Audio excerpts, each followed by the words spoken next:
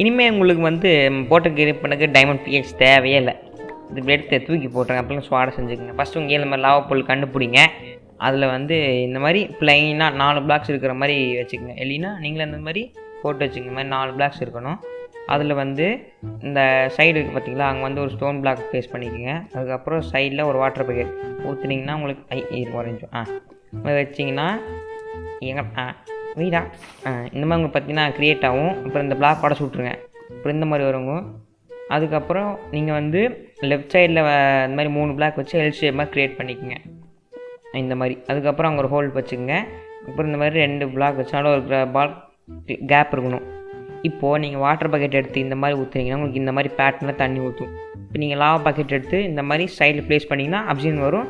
அப்புறம் அதே மாதிரி ப்ளேஸ் பண்ணிக்கோங்க. இப்போ இந்த மாதிரி ப்ளேஸ் பண்ணிக்க. ஆனால் அடியில் வந்து பிளாக் உடச்சி விட்ருங்க. இல்லைன்னா உங்களுக்கு வந்து 4x4 மாதிரி வந்துடும்.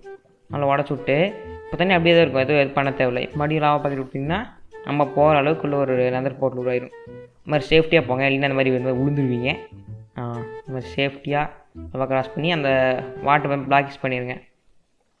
இப்போ உங்களுக்கு வந்து லெதர் போர்ட்டல் ரெடி. இப்போ இதெல்லாம் உடச்சி விட்டிங்கன்னா நீங்கள் உள்ளே போகிற அளவுக்கு ஒரு ஸ்பேஸ் இருக்கும். கிளியர் பண்ணிடலாம் ஃபஸ்ட்டு. அதனால தான்